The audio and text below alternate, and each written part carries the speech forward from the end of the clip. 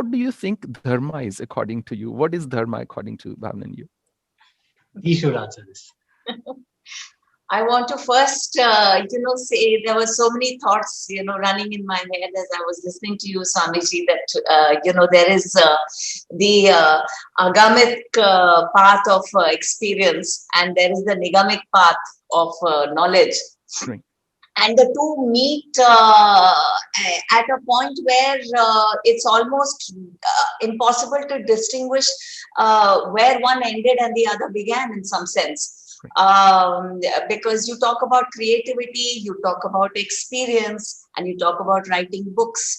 But can experience beat books? Can books teach you, better, or can experience teach you better?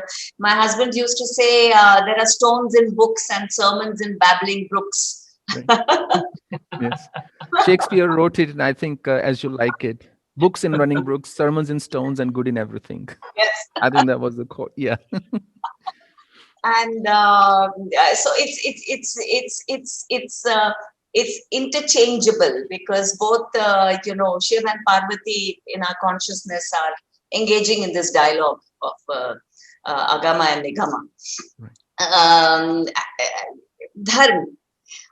There are so many ways, to be able to talk about this undefinable word. To me, it is, what it derives from its root, which is dhru, to bind, to hold, to sustain. And dharma, in that sense, is not applicable to us human beings, just. It is applicable to everything. Patthar, paudhe, ped, pashu, nar, nari, suraj, chandrama. The sun has realized its dharma in the most magnificent way. We can safely say that, the sun will not forget to rise tomorrow morning. It will be there at its assigned hour. It has realized its best version. The plants and the stones and the animals are probably in some sense also ahead of us in realizing of their dharma, but in a non-conscious way. The opportunity of the moment for us human beings is to do it, to begin to do it consciously. And that's when, the drama of it all begins. And the challenge, which is also an opportunity to now try and it's not something that can be attained in one lifetime.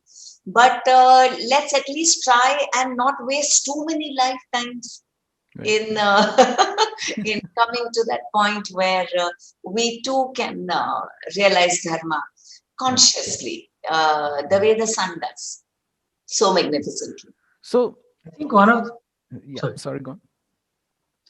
No, if I can just add something, Swamiji, to what Didi was saying. I think, one of the key challenges in the approach that we've got used to, humanity's got used to over the last 1,500 years across the world. We've got used to a list of do's and don'ts by the divine. Do this is this, you'll go to heaven. If you do this is this, you'll go to hell.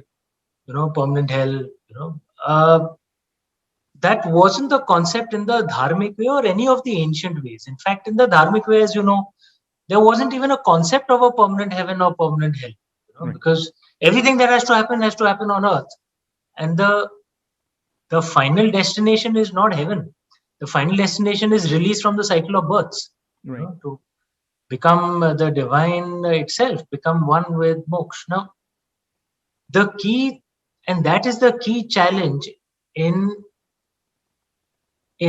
approaching life through dharma, that in a sense it's a little more difficult because you have to grow up, you have to be an adult, because dharma doesn't say, God is not telling you to do this. God is showing you options, and then you make your own choices and then live with the consequences, because God doesn't judge you either. Right? in some senses, therefore, that can be a little scary, because it's very comfortable to be childlike, where the Right. parent is managing everything, and positive or negative, you can either blame or thank the parent, in the form of the God. But if you have to take charge of your own life, in some ways it can be very scary. Right. But in some ways it's so empowering. And that's what inspires me so much, that everything that happens to me is in my hands, positive or negative. It is completely in my hands, which means if I want to, move to a better life, it is I who have to do something. Right. Not that someone will come and help me. So in some ways that is very empowering. And then the key thing, that's where Dharma helps. That therefore, then how do I make my choices so that I lead a better life? Which is where these philosophies, these stories, they help so much. Perhaps that's what we are trying to explore through, Right. through this book. That Right. how do choices get made, and how do we evaluate those choices, not from a perspective of judgment, but from a perspective of learning for ourselves, That's so that we can make better choices.